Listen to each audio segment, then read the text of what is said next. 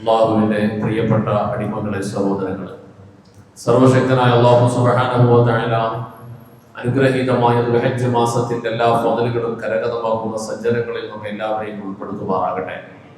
ഈ ജുമുഅ ദിവസത്തിലെ മുഴുവൻ അഅ്മാലുകളെയും ഭാവി ജീവിതത്തിനെയും അള്ളാഹുവിന്റെ തൃപ്തിയിലും പൊരുത്തത്തിലുമാക്കി കബൂൽ ചെയ്യുമാറാകട്ടെ. പരിപാവനമായ വിശുദ്ധമായ ഹറമിലേക്ക് യാത്രയായി പുണ്യമായ മണ്ണിൽ എത്തിച്ചേർന്ന നമ്മുടെ പ്രതിനിധികൾ ഇപ്പോഴും ലോകത്തിന്റെ ഭാഗങ്ങളിൽ നിന്നും യാത്ര തുടർന്നുകൊണ്ടിരിക്കുന്ന സംഘങ്ങൾ എല്ലാവരുടെയും യാത്രയെ അല്ലാഹു മഖ്ബൂലും റളിയുമാക്കുമാറാകട്ടെ. എല്ലാ അർത്ഥത്തിലും സ്വീകാര്യമായ ഹജ്ജും ഉംറയും സിയാറത്തും നിർവഹിക്കപ്പെടുന്ന സജ്ജനങ്ങളിൽ ഈ വർഷത്തെ മുഴുവൻ ഹാജിമാരെയും അല്ലാഹു ഉൾപ്പെടുത്തുമാറാകട്ടെ. നമ്മെ വിട്ടുപിരിഞ്ഞു പോയ നമ്മുടെ മാതാപിതാക്കൾ, ബന്ധുമിത്രാദികൾ, വേണ്ടപ്പെട്ട മുഴുവൻ ആളുകളെയും ഖബറിടങ്ങളെ അല്ലാഹു റബ്ബുൽ ആലമീൻ സ്വർഗ്ഗത്തിന്റെ അനുഗ്രഹീതമായ താഴ്വരകളിൽ ഉൾപ്പെടുത്തി അനുഗ്രഹിക്കുമാറാകട്ടെ. പ്രിയമുള്ള മുഅ്മിനീങ്ങളെ, സഹോദരങ്ങളെ, നമ്മുടെ നാട് ഒരുപാട് നാളത്തെ അധ്വാനവും പരിശ്രമവുമായി പരിശുദ്ധമായ ഹറമിലേക്ക് യാത്ര തിരിക്കും. അതുമായി ബന്ധപ്പെട്ട സന്തോഷം, പെരുന്നാൾ ആഘോഷങ്ങൾ എല്ലാം മനസ്സിലേക്ക് ഓടി വരുമ്പോൾ ലോകത്തിന്റെ നാനാഭാഗങ്ങളിൽ നിന്നും ഹാജിമാരവിടെ ഒഴുകിയെത്തുമ്പോൾ പുണ്യമായ ഹജ്ജ് കർമ്മവുമായി ബന്ധപ്പെട്ട ചർച്ചകൾ നമുക്കിടയിൽ വ്യാപകമായി നാം ചെയ്യും. കാലാവസ്ഥ പ്രതികൂലം. റസൂലുള്ളാഹി സ്വല്ലല്ലാഹു അലൈഹി വസല്ലമ തങ്ങൾ മഴയില്ലാതെ വിഷമിച്ച സമൂഹത്തിന് മഴയ്ക്ക് വേണ്ടി ദുആ ചെയ്യുകയും ആ മഴ അല്പം കടുത്തപ്പോൾ അല്ലാഹുമ്മ ഹവാ അലൈനാ വലാ അലൈനാ, ഇത് നമുക്ക് നാശമാകരുത് എന്ന് ദുആ ചെയ്യുകയും ഒക്കെ ചെയ്യും. നമ്മളും മഴയില്ലാതെ കൊടിയ ചൂട് കൊണ്ട് കുറെ നാളായി കഷ്ടപ്പെടുക. കഴിഞ്ഞ ദിവസങ്ങളിൽ യാത്ര തന്നെ ദുഷ്കരമാകുന്ന രൂപത്തിൽ വഴിയോരങ്ങളൊക്കെ മരങ്ങൾ മറിഞ്ഞു വീണും യാത്ര മുടങ്ങുന്ന അവസ്ഥയൊക്കെ വരുന്ന പ്രകൃതി പ്രതികൂലമായി മാറുന്ന കാഴ്ചകളുണ്ടാവും. അല്ലാഹു റബ്ബുൽ ആലമീൻ ഒരു അപകടത്തിലും പെടുത്താതെ നമ്മുടെ നാടിനെയും നമ്മെ എല്ലാവരെയും സുരക്ഷിതമാക്കുമാറാകട്ടെ. കഴിഞ്ഞ ആഴ്ച നാം പറഞ്ഞു, പരിശുദ്ധ ഹറമിന്റെ വിശുദ്ധമായ മക്കാ മുകറമ ലോക ജനതയിൽ ഉറ്റുനോക്കുന്ന ശ്രദ്ധേയമായ ഭൂമികയായി മാറിയ വിശുദ്ധമായ കഅബ ശരീഫും മക്കയും. മാനവ ചരിത്രത്തിന്റെ ചരിത്രം തുടങ്ങുന്നത് മക്കയിൽ നിന്നും. മാനുഷ്യ ചരിത്രത്തിന്റെ തുടക്കം മക്കയിൽ നിന്നുമാണെങ്കിൽ ആ ചരിത്രത്തിന്റെ ഒരിക്കലും വിസ്മരിക്കാൻ കഴിയാത്ത പ്രതീകമാണ് അനുഗ്രഹീത മക്കയുടെ ഹൃദയഭാഗത്തിൽ തലയെടുപ്പോടെ ഉയർന്നു നിൽക്കുന്ന വിശുദ്ധമായ കഅബ ശരീഫ്. ആ കഅബ ശരീഫ് കാലങ്ങളോളം മനുഷ്യർക്ക് ഹിദായത്തിന്റെ കേന്ദ്രമായി പ്രോജ്വല പ്രഭയായി നിന്നിരുന്ന വിശുദ്ധ കഅബാലയം നൂഹ് നബി അലൈഹി സ്വലാത്തു വസ്സലാമിന്റെ വെള്ളപ്പൊക്കത്തോടെ ഏകദേശം ഒരു 4000 വർഷക്കാലത്തോളം ജനങ്ങളുടെ കാഴ്ചയിൽ നിന്നും പടച്ചറപ്പ് അതിനെ അപ്രത്യക്ഷമാക്കി വെച്ചു. അത് നിലകൊണ്ട അതേ ഭൂമിയിൽ തന്നെ അതിനെ മറപ്പിച്ചു നിർത്തി. വീണ്ടും അടുത്ത ഒരു നവോത്ഥാനം അല്ലാഹു റബ്ബുൽ ആലമീൻ അതിലൂടെ തുറക്കുകയാണ്. ഇറാഖിലെ ബാബിലോണിയയിൽ നിന്നും പുറപ്പെട്ട മഹാനായ ഹസ്രത്ത് ഇബ്രാഹിം നബി അലൈഹി സ്വലാത്തു വസ്സലാം, മഹാനായ ഖലീലുല്ലാഹി എന്ന ആ പ്രവാചകനിലൂടെ വീണ്ടും ജനശ്രദ്ധ മക്കയിലേക്ക് ആകർഷിക്കപ്പെട്ടു. ഇബ്രാഹിം നബി തന്റെ വാർദ്ധക്യത്തിൽ കിട്ടിയ കൈക്കുഞ്ഞിനെയും തന്റെ പ്രിയതമയായ ഭാര്യയും വിജനമായ പാറക്കെട്ടിന്റെ ചരിവിൽ സർഹായുടെ തണലിൽ കൊണ്ടുപോയി ഉപേക്ഷിച്ചിട്ട് മടങ്ങുമ്പോൾ അല്പനേരം പോലും അവർക്ക് വേണ്ടി സമയം ചെലവഴിച്ചവിടെ നിൽക്കരുത് എന്ന ഓർമ്മവായി. വലിയൊരു പരിശീലനമായിരുന്നു, ഒരു പാഠമായിരുന്നു അവിടെ പഠിപ്പിക്കപ്പെട്ടത്. ഒരല്പം പോലും, ഒരക്ഷരം പോലും എതിർത്ത് ചോദിക്കാനോ പറയാനോ ധിഖരിക്കുവാനോ പാടില്ല എന്നറിയുന്നത് കൊണ്ട് തന്നെ ഹസ്രത്ത് ഇബ്രാഹിം നബി അലൈഹി സ്വലാത്തു വസ്സലാം വിശുദ്ധ കഅബാലയത്തിന്റെ ഒരല്പം അകലത്തിലേക്ക് മാറിക്കൊണ്ട് ആകാശ ലോകത്തേക്ക് കൈയുയർത്തിക്കൊണ്ട് കണ്ണുനീർ പൊഴിച്ചുകൊണ്ട് പറഞ്ഞ പ്രാർത്ഥന, റബ്ബനാ ഇന്നി അസ്കന്തു മിൻ ദുർരിയതി ബിവാദിൻ ഗൈറ ദീ സറഇൻ ഇൻദ ബൈതികൽ മുഹറം. കഅബ ശരീഫ് എവിടെയാണെന്ന് അറിയുന്നില്ല. മണ്ണിനടിയിൽ അവിടെ മറഞ്ഞുള്ള കഅബ ശരീഫിന്റെ മുമ്പിലാണ് നിന്റെ ഭാര്യയെ കുട്ടിയെ കൊണ്ടുവന്ന് ഉപേക്ഷിച്ചിരിക്കുന്നത്. സമാധാനത്തോടെ നീ മടങ്ങിപ്പോയെന്ന് പറയുമ്പോ എവിടെയാണ് കഅബ എന്നറിയാത്ത ഹസ്രത്ത് ഇബ്രാഹിം അലൈഹിസ്സലാത്തു വസ്സലാം കഅബാലയത്തിന്റെ പരിസരത്താണ് നിൽക്കുന്ന ധാരണയോടെ പറഞ്ഞു, റബ്ബേ ഇന്നി അസ്കന്തു മിൻ ദുരിയ, എന്റെ ഭാര്യയും മക്കളെയും സന്താനങ്ങളെ മിൻ ദുരിയ. ദുരിയ എന്ന് പറഞ്ഞാൽ സന്താനങ്ങൾ ബഹുവചനമാണ്. യഥാർത്ഥത്തിൽ ഒരു കുട്ടിയാണ് ഇവിടെ ഉപേക്ഷിക്കുന്നത്. അപ്പോഴും ആ പ്രാർത്ഥനയിൽ പുറത്തു വന്നത് ദുരിയ, എന്റെ സന്താനങ്ങളെ. പടച്ചിറപ്പിൽ അടിയുറച്ചൊരു വിശ്വാസമാണ് വെച്ചത്. ഈ കുഞ്ഞിനെ റബ്ബിന്റെ നിർദ്ദേശപ്രകാരമാണ് ഇവിടെ കൊണ്ടുവന്ന് വിടുന്നത്. അപ്പോൾ ഈ കുഞ്ഞ് ഒരിക്കലും നഷ്ടപ്പെടാൻ പോകുന്നില്ല. ഏതൊക്കെയോ വലിയ പരീക്ഷണങ്ങളിലൂടെ ഒരു വലിയ ജനതയ്ക്ക് തന്നെ തുടക്കം കുറിക്കപ്പെടുകയാണ് ഇവിടെ. ഉറച്ച വിശ്വാസം, ദൃഢമായ അചഞ്ചലമായ ഈമാൻ, ആ ഈമാൻ കൈമുതലാക്കിക്കൊണ്ട് പടച്ചവനെ എന്റെ ഭാര്യയെ കുഞ്ഞിനെ ഞാൻ നിന്റെ കഅബാലയത്തിന്റെ ചാരത്ത് ഉപേക്ഷിച്ചിരിക്കുകയാണ്.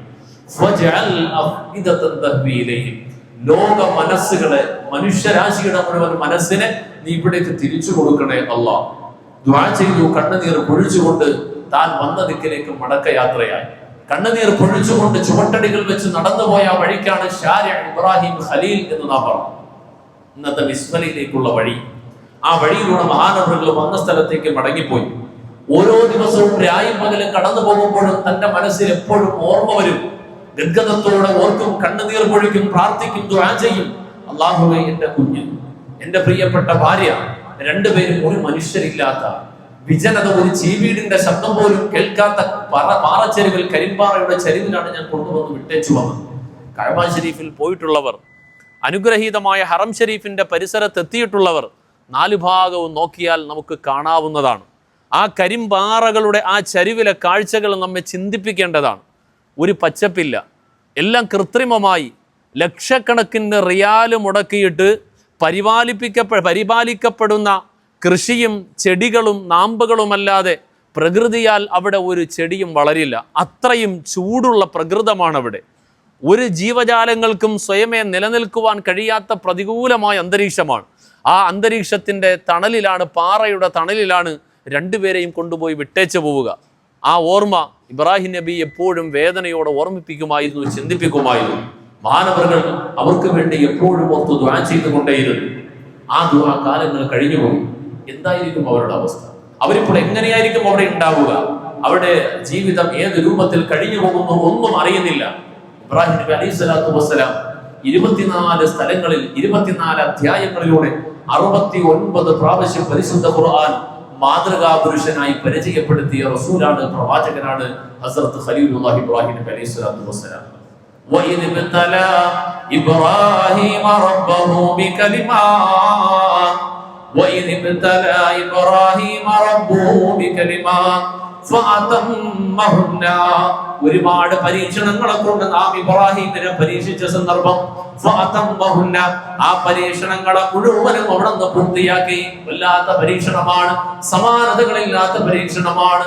1.25 ലക്ഷത്തോളം വരുന്ന പ്രവാചകന്മാരുടെ പരമ്പരയിൽ ഉദിതു ഫില്ലാഹി വമാ ഉദിയ അഹദും മിസ്ലി, ഞാൻ പരീക്ഷിക്കപ്പെട്ടതുപോലെ ഒരു പ്രവാചകനും ഒരു മനുഷ്യൻ ഈ ലോകത്ത് പരീക്ഷിക്കപ്പെട്ടില്ല.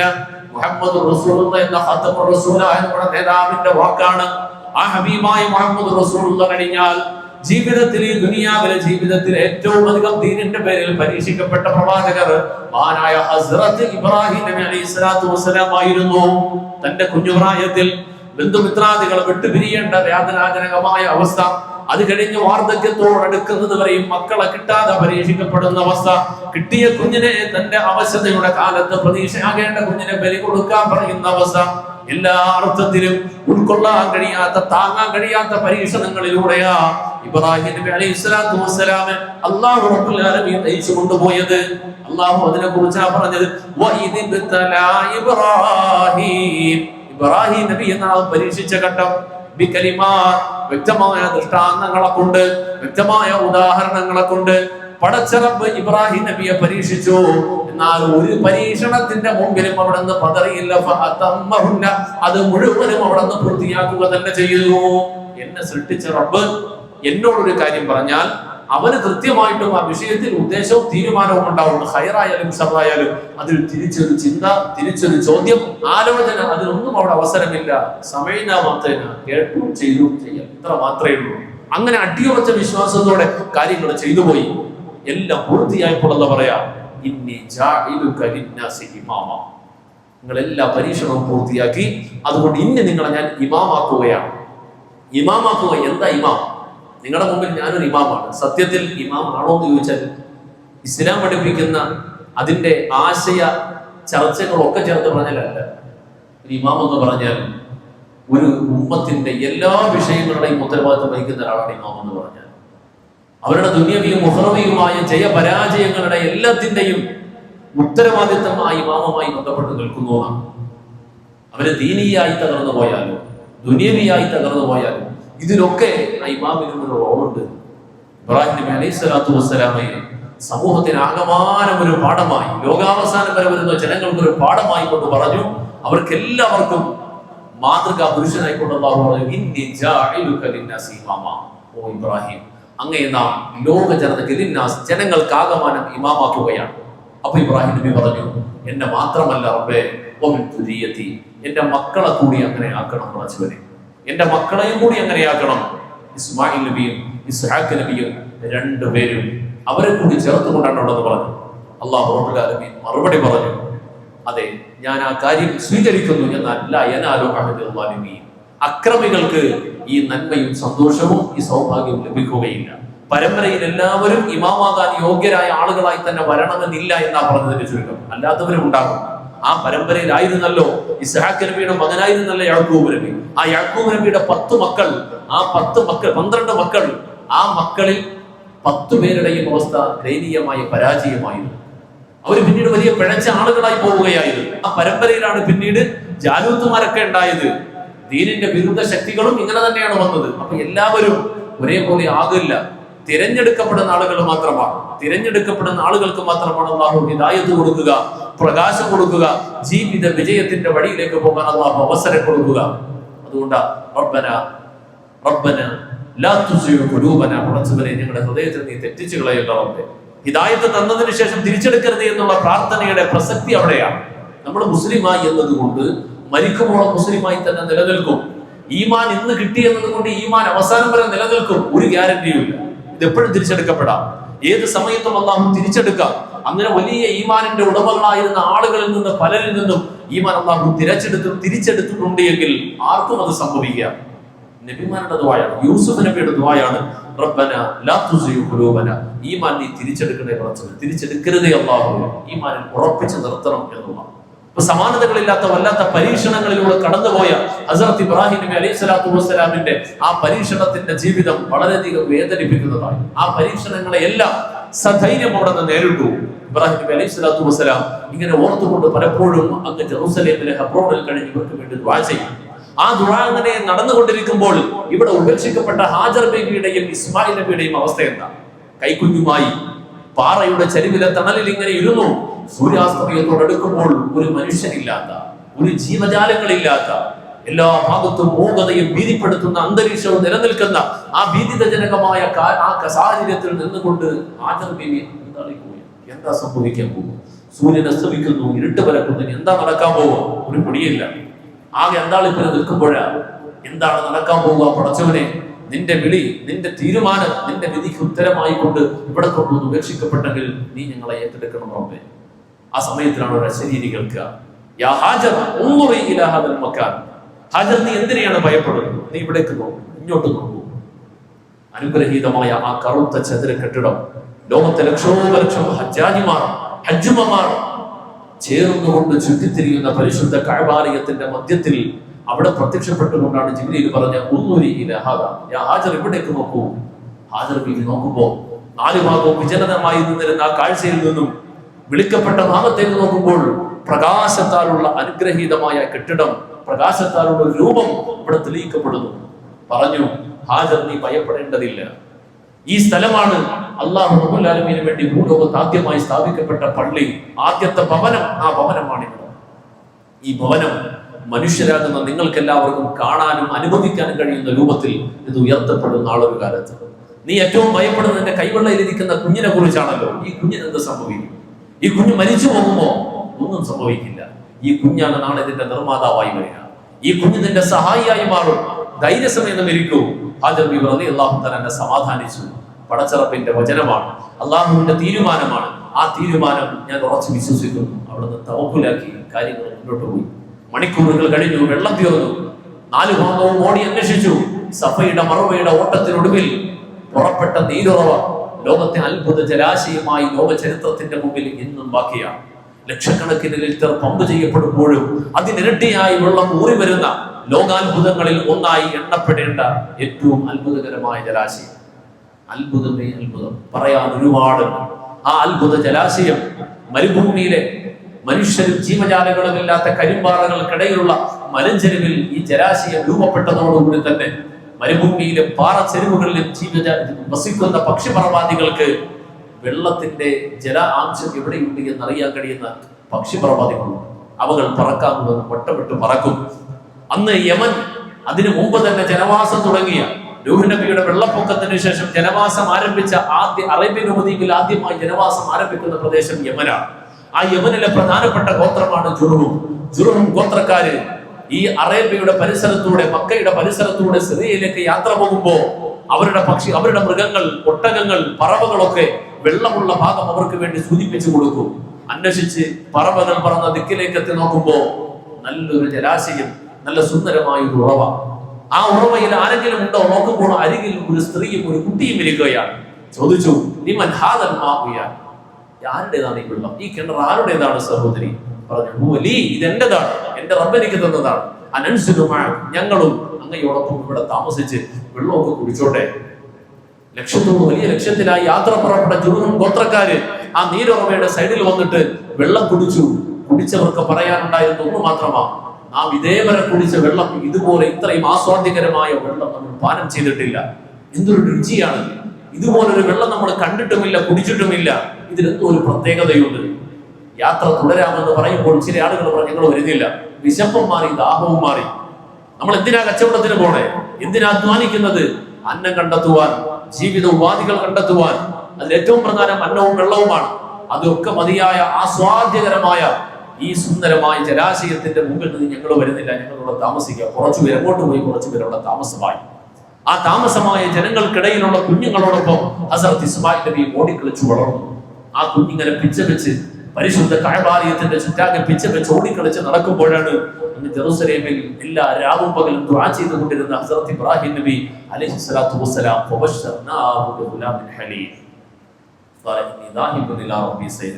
തീക്കുണ്ടാരത്തിൽ നിന്ന് മോചിതനാകുമ്പോൾ നിങ്ങൾക്ക് നന്മ പറഞ്ഞിട്ട് തിരിയുന്നില്ല, നിങ്ങൾക്ക് പറയുന്നത് പറഞ്ഞു തരുമ്പോൾ തിരിയുന്നില്ല. ഞാൻ എന്റെ റബ്ബിലേക്ക് പോവുക, ഞാൻ പോവുക, എന്റെ റബ്ബ് എനിക്ക് ശരിയായ ഒരു വഴി കാണിച്ചു തരും, ഞാൻ അവനിലേക്ക് പോവുക. നിങ്ങൾ വേണമെങ്കിൽ കേട്ടോ, വേണ്ടേ കേൾക്കണ്ട. ആ പോകുന്ന പോക്കിലാണ് ക്ഷമാശീലനായ ഒരു കുട്ടിയെ കൊണ്ട് ഹസ്രത്ത് ഇബ്രാഹിം നബി അലൈഹി സ്വലാത്തു വസ്സലാം അല്ലാഹു സന്തോഷ വാർത്ത അറിയിക്കുകയാണ്. വിഷമിക്കണ്ട, സന്തോഷിക്കുവാനുള്ള അവസരമുണ്ട്.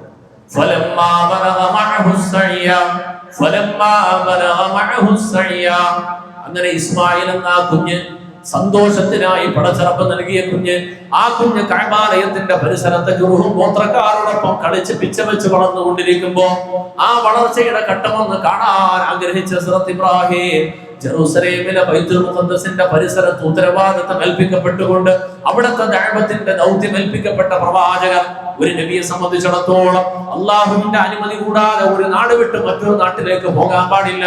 എപ്പോഴും ദുആ ചെയ്തു, അല്ലാഹ് എന്റെ ആ കുഞ്ഞിന്റെ ഭാര്യയുടെ അവസ്ഥ എന്താണ് റബ്ബേ? ആ സമയത്തിൽ ഒരിക്കലാണ് അല്ലാഹു റബ്ബുൽ ആലമീൻ അവിടുന്ന് ദിവ്യ സന്ദേശമായി സ്വപ്നത്തിലൂടെ ദർശനം കൊടുക്കുന്നു. താങ്കൾ അവിടേക്ക് പോകണം, മക്കത്തേക്ക് പോകണം. താങ്കൾ ഒരുപാട് കാലമായി ആഗ്രഹിക്കുന്ന താങ്കളുടെ ഭാര്യയും കുട്ടിയും അവരിന്ന് അവിടെ ഓടിക്കളിച്ച് വളരുന്നുണ്ട്. ജുർഹും ഗോത്രത്തിലെ കുട്ടികളോടൊപ്പം ഓടിക്കളിച്ച് വളരുന്നുണ്ട് ആ കുട്ടിയുടെ അടുക്കലേക്ക് പോകണം. എന്നിട്ട് അവിടെ ചെന്നിട്ട് താങ്കളുടെ കുട്ടിയെ ബലിയറുക്കണം. ഇബ്രാഹിം നബി അലൈഹി സ്വലാത്തു വസ്സലാം ഒരുപാട് നാളിങ്ങനെ കാത്തിരുന്ന ഭാര്യയും കുട്ടിയെ കാണാനുള്ള കൊതിയിൽ, അതിനുവേണ്ടി അനുമതി കിട്ടുമെന്ന് പ്രതീക്ഷിച്ചിരുന്ന ആ പ്രതീക്ഷയിൽ അവസാനം വരുന്ന അവസാനത്തെ അറിയിപ്പ് പോകാൻ അനുമതിയായി. പോകേണ്ടതെന്തിനാ? അവിടെ ചെന്ന് ആ കുട്ടിയെ കാണുക, കുട്ടിയെ കൊണ്ടുപോയി ബലിയറുക്കുക എന്നാണ്. ഒരു പിതാവിനെ സംബന്ധിച്ചിടത്തോളം വേഗം താങ്ങാൻ കഴിയുന്ന ഒരു കാര്യമില്ല. അന്നൊരിക്കൽ ആ കരിമ്പാറയുടെ ചരിവിൽ കൊണ്ടുപോയി ഉപേക്ഷിക്കുമ്പോൾ ആ ഉപേക്ഷിക്കപ്പെട്ട കുട്ടി ഇന്ന് ജീവിച്ചിരിക്കുന്നുവെങ്കിൽ ആ കുട്ടിയെ ഒരു മനുഷ്യനും ഒരു ജീവിയും ഇല്ലാത്ത ആ മലഞ്ചെരുവിൽ സംരക്ഷിച്ച അള്ളാഹുവിന്റെ ഈ വാക്കും അത് തീർച്ചയായിട്ടും എന്തോ കൃത്യമായ ഉദ്ദേശ ലക്ഷ്യത്തിന്റെ അടിസ്ഥാനത്തിലാണ് പോവുക തന്നെ. ആഴ്ചകൾ മാസങ്ങൾ എടുത്ത് യാത്ര ചെയ്ത് പരിശുദ്ധ മക്കാ മുക്കറമയുടെ പരിസരത്ത് നോക്കുമ്പോൾ ഒരുപാട് മനുഷ്യരായി ഒരു മനുഷ്യനില്ലാത്ത കരിമ്പാറകളുടെ ചെരുവിന്റെ ചാരത്ത് കൊണ്ടുപോയി ഉപേക്ഷിക്കപ്പെട്ട തന്റെ ഭാര്യയും കുട്ടിയും കുഞ്ഞു മാടങ്ങളിലായി താമസിക്കുന്ന ഒരുപാട് മനുഷ്യരോടൊപ്പമാണുള്ളത്. അവിടെ ഒരുപാട് ജനങ്ങളായി പുതിയ നാഗരികത വളർന്നുകൊണ്ടിരിക്കുകയാണ്. അന്വേഷിച്ചു, തന്റെ കുട്ടിയെ കണ്ടെത്തി.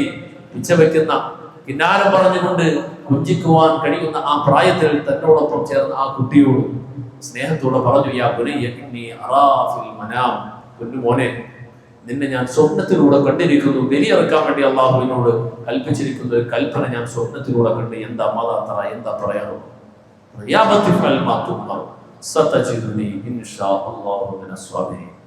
എന്റെ പ്രിയപ്പെട്ട പിതാവേ, അള്ളാഹു തിരഞ്ഞെടുത്ത ഖലീൽ, അങ്ങയോട് എന്താണോ താങ്കളോട് റബ്ബ് കൽപ്പിച്ചത് അതങ്ങ് ചെയ്യുക.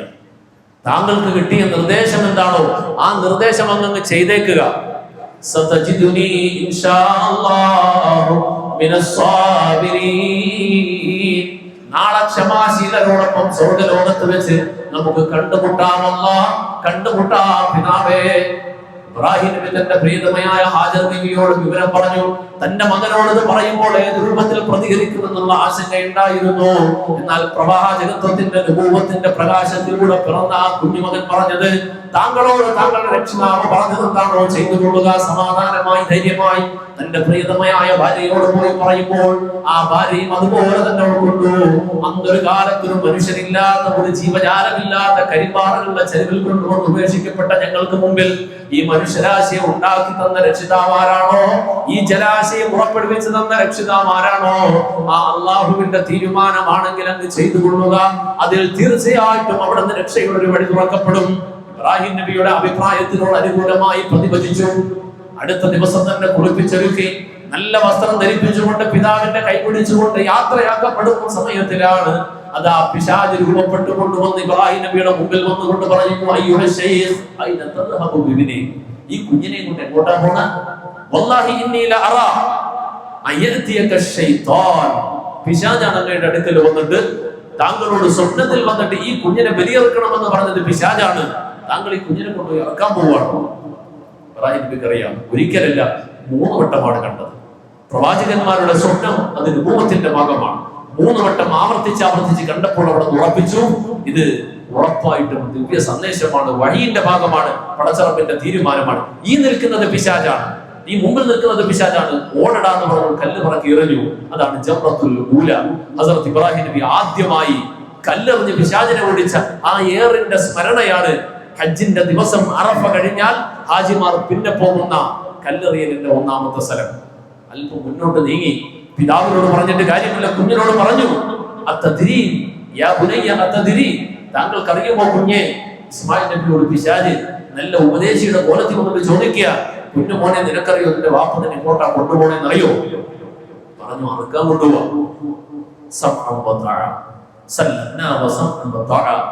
എന്റെ വാപ്പ എന്നെ എങ്ങോട്ട് കൊണ്ടുപോയാലും ശരി, എന്റെ ഉപ്പ എന്നോട് സ്നേഹമുള്ളയാളാണ്, ഞാൻ അത് അനുസരിച്ചിരിക്കുകയാണ്. അതുകൊണ്ട് ഒരു രക്ഷ ഓടാറുമാണ്. വീണ്ടും കല്ലെറിഞ്ഞു വിളിച്ചു.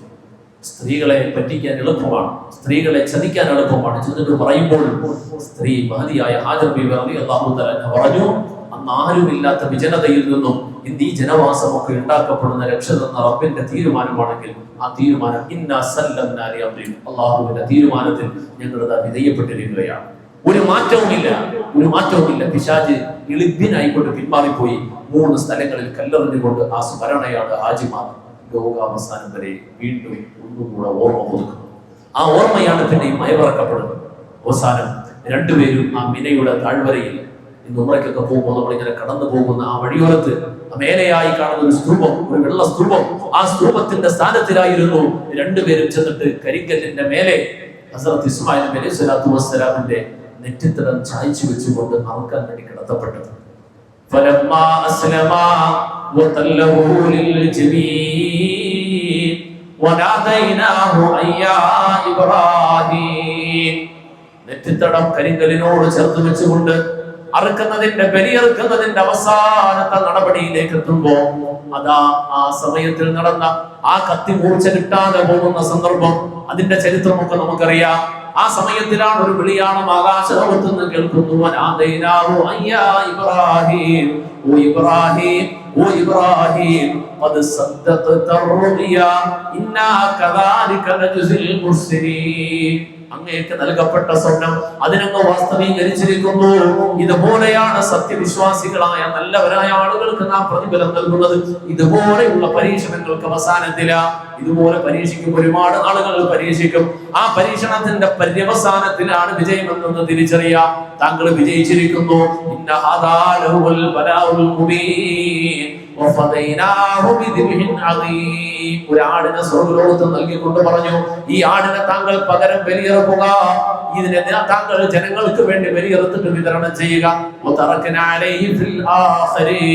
അതിനുശേഷം ഈ അനുഗ്രഹീതമായ ചരിത്രത്തിനെ അനുസ്മരിച്ചുകൊണ്ട് ഇതൊക്കെയും ചരിത്രത്തിൽ എന്നേക്കുമായി അങ്ങയുമായി ബന്ധപ്പെട്ട് അങ്ങയുടെ ഔന്നത്യവും അങ്ങയുടെ മഹത്വവും വാഴ്ത്തപ്പെടുന്ന രൂപത്തിൽ ഇതിനെ നാം എന്നേക്കുമായി ബാക്കിയാകുന്നു. ചരിത്രത്തിൽ മനുഷ്യനാകുന്ന തന്റെ ഏറ്റവും ഇഷ്ടപ്പെട്ട തന്റെ കുഞ്ഞുമകനെ ബലിയെറുക്കാൻ കിടത്തപ്പെട്ട ബലിക്കലിൽ നിന്നും മോചിപ്പിച്ചുകൊണ്ട് പകരം ഒരു മൃഗത്തിന് ബലി നൽകിക്കൊണ്ട് അല്ലാഹു ലോകാവസാനം വരെ വരുന്ന മനുഷ്യർക്ക് ഒരു ദൃഷ്ടാന്തമായി ബാക്കിയാക്കി. സലാമുൻ അലാ ഇബ്രാഹിം, ഇബ്രാഹിം നബി അലൈഹി സ്വലാത്തു വസ്സലാം അല്ലാഹു രക്ഷ നൽകട്ടെ, എക്കാലവും രക്ഷ നൽകട്ടെ. മാനവർക്ക് വേണ്ടി പ്രാർത്ഥനയാണ്. 24 സ്ഥലങ്ങളിൽ 69 സ്ഥലങ്ങളിൽ അല്ലാഹു റബ്ബുൽ ആലമീൻ ഹസ്രത്ത് ഇബ്രാഹിം നബി അലൈഹി സ്വലാത്തു വസ്സലാമിനെ ഇങ്ങനെ പറഞ്ഞിട്ട്, ഇതൊക്കെ പറഞ്ഞു കഴിഞ്ഞാൽ നമ്മളോട് പറയുന്ന ഒരു കാര്യമുണ്ട്. ചരിത്രം കഴിഞ്ഞുപോയി, ചരിത്രം നമ്മുടെ കഴിഞ്ഞുപോയി. ആ കഴിഞ്ഞുപോയ ചരിത്രത്തിൽ നിന്ന് നിങ്ങൾക്കൊരു പാഠമുണ്ട്, നിങ്ങൾ പഠിക്കേണ്ട ചില കാര്യങ്ങളുണ്ട്.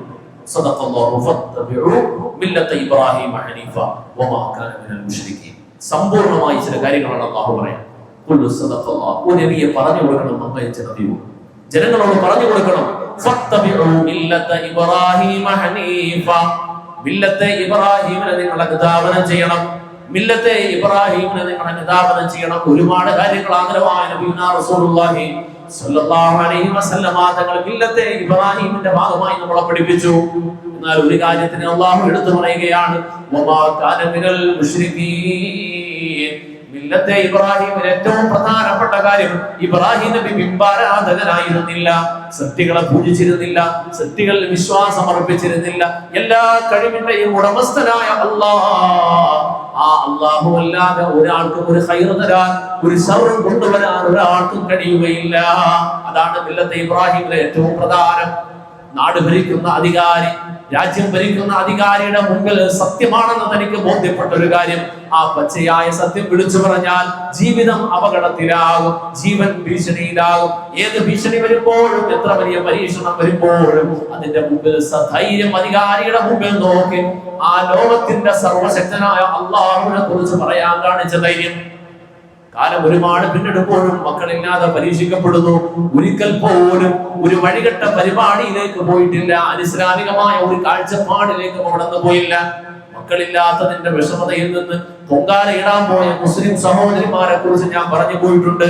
ജീവിതത്തിന്റെ പല ഘട്ടങ്ങളിൽ വരുന്ന പരീക്ഷണങ്ങൾക്ക് മുമ്പിൽ ആ പരീക്ഷണങ്ങളിൽ പിടിച്ചു നിൽക്കാൻ കഴിയാതെ, ഒരു മാസമല്ലെങ്കിൽ ഒരാഴ്ചയില്ലെങ്കിൽ ഒരു ദിവസം പിടിച്ചു നിൽക്കാൻ കഴിയാതെ ആത്മഹത്യയിൽ അഭയം തേടുന്ന മനുഷ്യരിൽ മുസ്ലിങ്ങൾ കൂടി വന്നുകൊണ്ടിരിക്കുമ്പോൾ ഒരു മുസ്ലിമിനെ സംബന്ധിച്ചിടത്തോളം അവനോട് പരിശുദ്ധ ഖുർആൻ പറയുന്നത്, തീർച്ചയായും നിനക്ക് പരീക്ഷണം ഉണ്ടാവുക തന്നെ ചെയ്യുന്നതാ. തീർച്ചയായിട്ടും പരീക്ഷിക്കും. വിശ്വാസികളെ, നിങ്ങൾ ഈമാനിനോട് അടുക്കാൻ തുടങ്ങുന്നതിനനുസരിച്ച് നിങ്ങൾ പരീക്ഷിക്കുക തന്നെ ചെയ്യും. പരീക്ഷണങ്ങൾ മാറുകയല്ല. ചിലർ പറയുള്ളൂ, ഞാൻ ആർക്കും ഒരു ബുദ്ധിമുട്ടുണ്ടാക്കിയിട്ടില്ല, അറിഞ്ഞുകൊണ്ട് കഷ്ടപ്പാട് ഒരാൾക്ക് കൊടുത്തിട്ടില്ല, ഞാൻ എല്ലാവർക്കും ഉപകാരിയാണ്, എന്നാലും എനിക്കെന്ന് കണ്ണീരാണല്ലോ. അങ്ങനെയുള്ളവർക്കാണ് ദുഃഖങ്ങൾ ഉണ്ടാവുക. എന്താണെന്നറിയോ? ആഖിറത്തുള്ളത് അവർക്കാണ്. അതുകൊണ്ട് ദുനിയാവിൽ കഷ്ടപ്പാടുണ്ടാവും.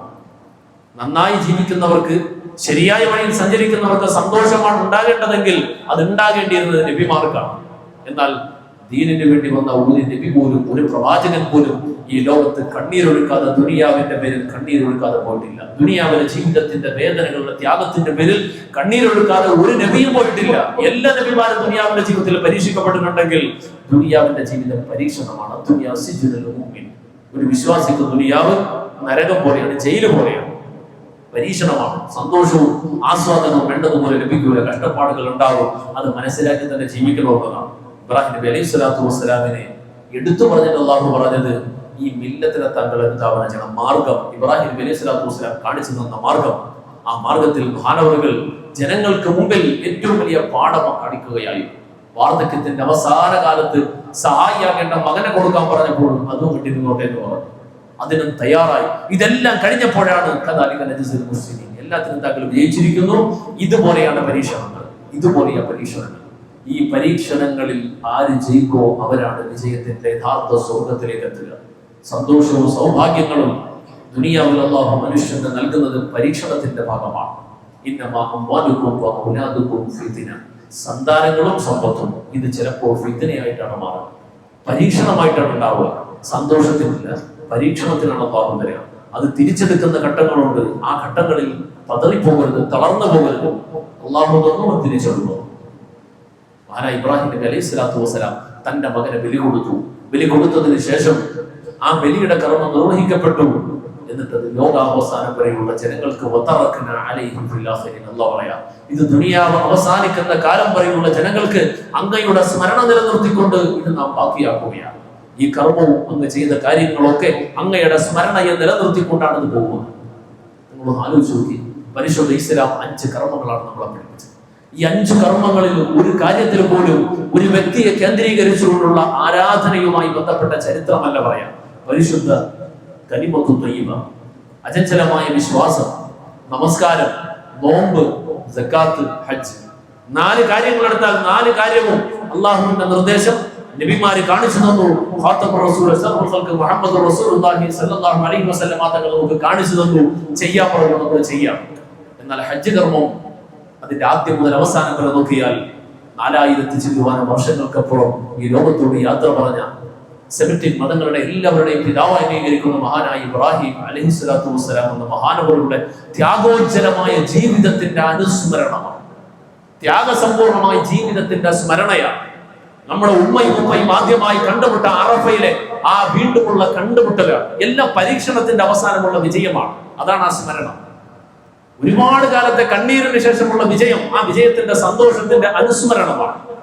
ആദം നബിയും ഹവ്വ ബീവിയും ദുനിയാവിലെത്തിയിട്ട് നാളുകളോളം കരഞ്ഞു നടന്നു. കരഞ്ഞ് കണ്ണുകൾ ഈറനണിഞ്ഞ ദിവസങ്ങൾ, മാസങ്ങൾ കഴിഞ്ഞുപോയി. ആ കണ്ണുകൾ ശാന്തമാകുന്നത് അറഫയിൽ വെച്ച് കണ്ടുമുട്ടുമ്പോഴാണ്.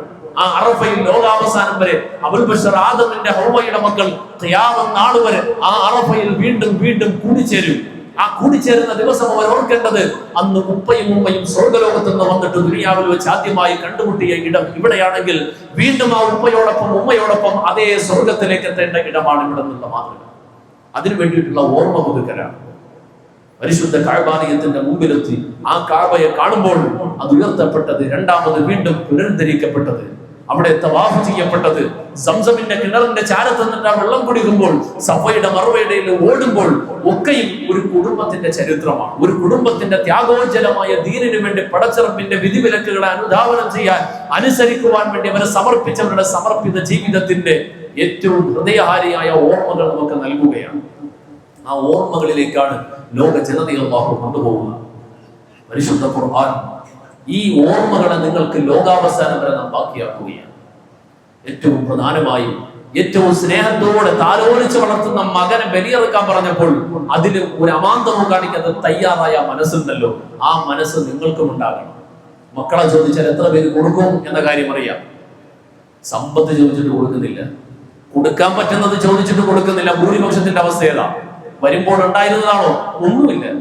കാലിയായ കയ്യോടെ ഈ ദുനിയാവിൽ വന്നവർ, ഈ ദുനിയാവിൽ വന്നിട്ട് ജനിച്ച് വളർന്നു തുടങ്ങുമ്പോൾ മറ്റുള്ളവർക്ക് കൊടുക്കാത്ത കഴിവും സാമർഥ്യവും അല്ലാഹു തന്നതിന്റെ പേരിൽ മാത്രം കിട്ടിയ വളർച്ചയും വിദ്യാഭ്യാസവും, അതിലൂടെ നേടിയെടുത്ത ജോലി, അതിലൂടെ ലഭിച്ച വരുമാനം, അതിലൂടെ നേടിയെടുത്ത സ്വത്ത് സമ്പാദ്യം, അതിൽ നിന്നൊരു വിഹിതം നിന്റെ റബ്ബിന് വേണ്ടി തിരിച്ചു കൊടുക്കാൻ പറയുമ്പോൾ അതിന് പോലും മനസ്സ് കാണിക്കാത്തവരോട് അവരോട് മക്കളെ ചോദിച്ചോ കൊടുക്കോ?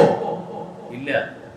അല്ലാഹു റബ്ബുൽ ആലമീൻ ഹബീബായ നബിയുനാ റസൂലുള്ളാഹി തങ്ങളിലൂടെ ലോകത്തോട് പഠിപ്പിച്ചത് ഉളുഹിയ്യ. അത് നിസാര കാര്യമല്ല. ഒരു മനുഷ്യന്റെ മനസ്സിന്റെ ഉള്ളിന്റെ ഉള്ളിൽ ഏറ്റവും സ്വാധീനിക്കപ്പെട്ട വിഭവം അത് പടച്ചിറപ്പിലേക്ക് കൊടുക്കാൻ ആവശ്യപ്പെട്ട് കഴിഞ്ഞാൽ ഒരു മടിയും കാണാതെ കൊടുക്കാൻ നിങ്ങൾ മനസ്സ് കാണിക്കുന്നുള്ള പരീക്ഷണമാണ്. അല്ലാഹുവിന്റെ റസൂൽ സല്ലല്ലാഹു അലൈഹി വസല്ലം തങ്ങളോട് സ്വഹാബത്ത് ചോദിച്ചു, യാ റസൂലല്ലാഹ് മാ ഹാദിഹിൽ അല്ലാഹി, എന്താണ് നബിയെ ഉളുഹിയ്യ?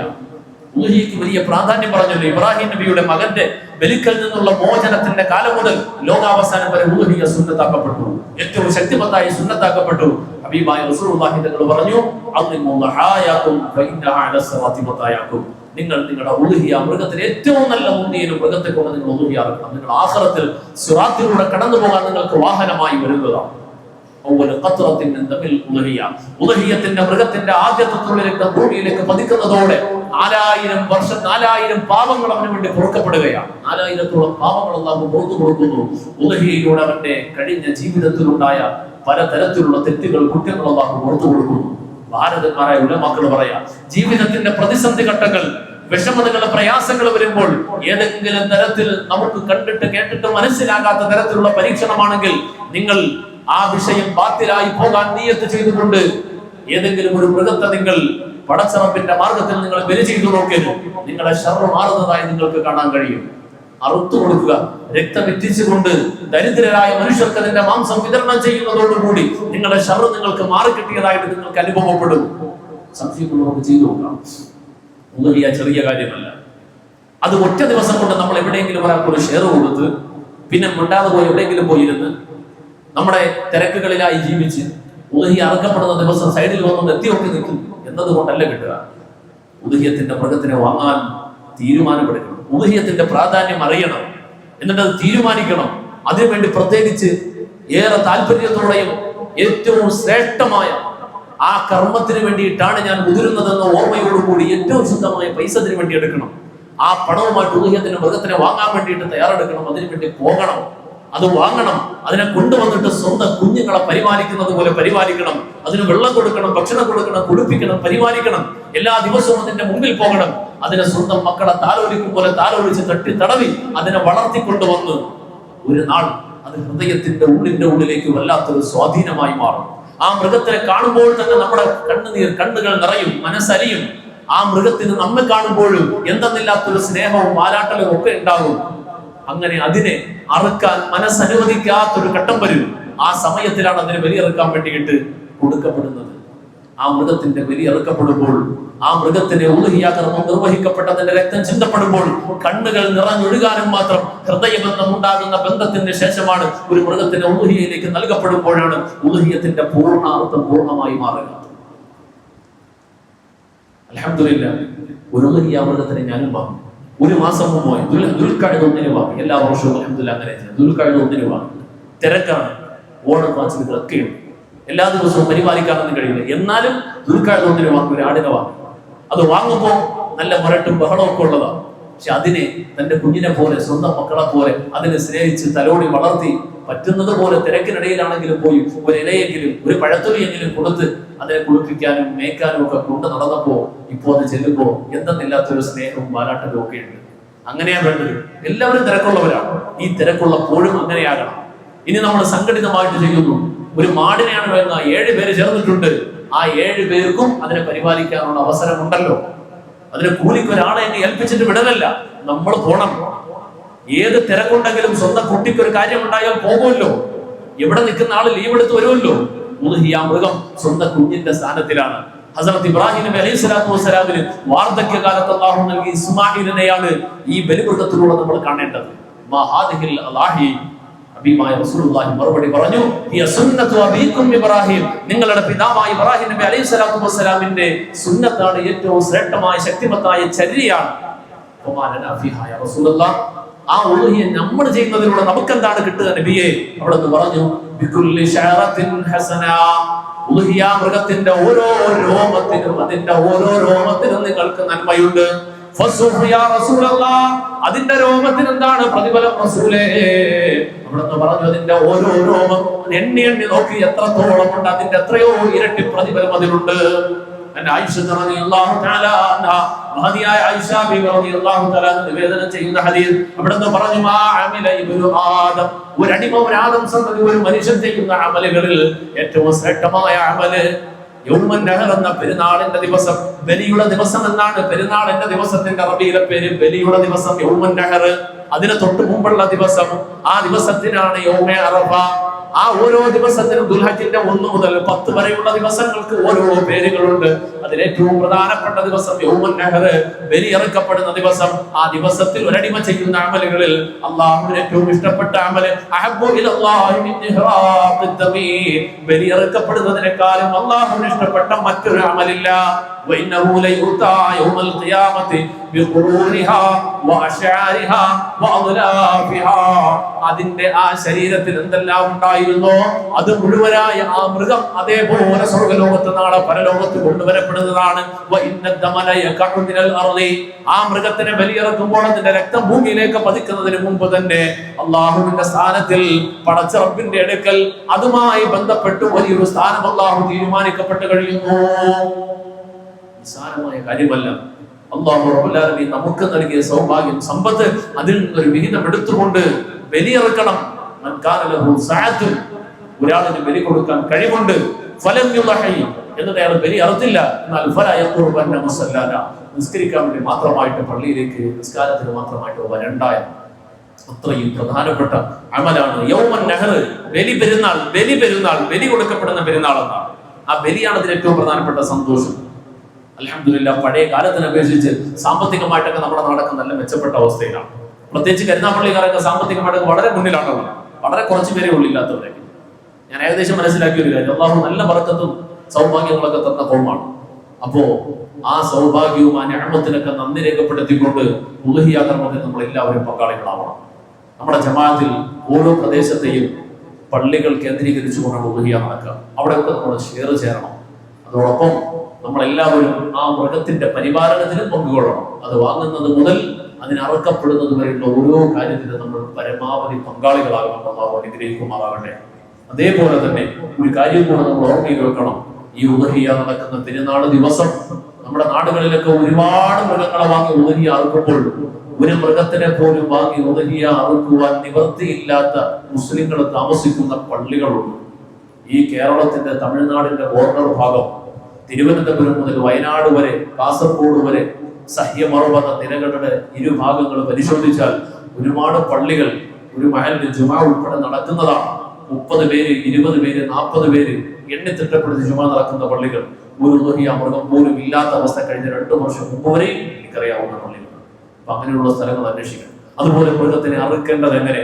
ഇസ്ലാം അറബിന് പഠിപ്പിച്ച മര്യാദ മറ്റു മതങ്ങൾ പഠിപ്പിച്ചെന്ന് എനിക്കറിയില്ല. പക്ഷെ ഒരു മൃഗത്തിനെ നിങ്ങളുടെ ആവശ്യത്തിന് വേണ്ടി ബലിക്ക് വേണ്ടിയിട്ടാണ് അറുക്കുന്നതെങ്കിലും അവിടെയും നിങ്ങൾ പാലിക്കേണ്ട ഒരുപാട് മര്യാദകളെ കുറിച്ച് പരിശുദ്ധ ഇസ്ലാം പഠിപ്പിച്ചു. ആ ഉളുഹിയ മൃഗത്തോട് കാണിക്കേണ്ട ആദരവും ഒക്കെ നമ്മൾ ഇൻഷാ അല്ലാഹ് ശ്രദ്ധിക്കണം.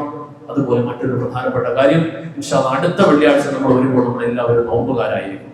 അറഫയുടെ നോമ്പ് റസൂലുള്ളാഹി സ്വല്ലല്ലാഹു അലൈഹി വസല്ലം തങ്ങളോട് ചോദിച്ചു, യൗമ അറഫ സുബ്ഹൻ സൗമി യൗമി അറഫ, എന്താണ് നബിയെ അറഫ ദിവസത്തെ നോമ്പുമായി ബന്ധപ്പെട്ട് പറയാനുള്ളത്? യുകഫിറു സുന്നത്തൽ മാദിയ, കഴിഞ്ഞ ഒരു വർഷത്തെ പാപത്തിനെ അല്ലാഹു പൊറുക്കുകയാണ്. അല്ലാഹുവിന്റെ അടുക്കൽ ഏറ്റവും ശ്രേഷ്ഠമായ, ഏറ്റവും പ്രാധാന്യത്തോടെ പഠിപ്പിക്കപ്പെട്ട നോമ്പാണ് അറഫയുടെ നോമ്പ്. ആദരവായ റസൂലുള്ളാഹി തങ്ങൾ ദുൽഹജ്ജിന്റെ 1 മുതൽ 9 ദിവസം വരെ നോമ്പ് പിടിച്ചിട്ടുണ്ട്.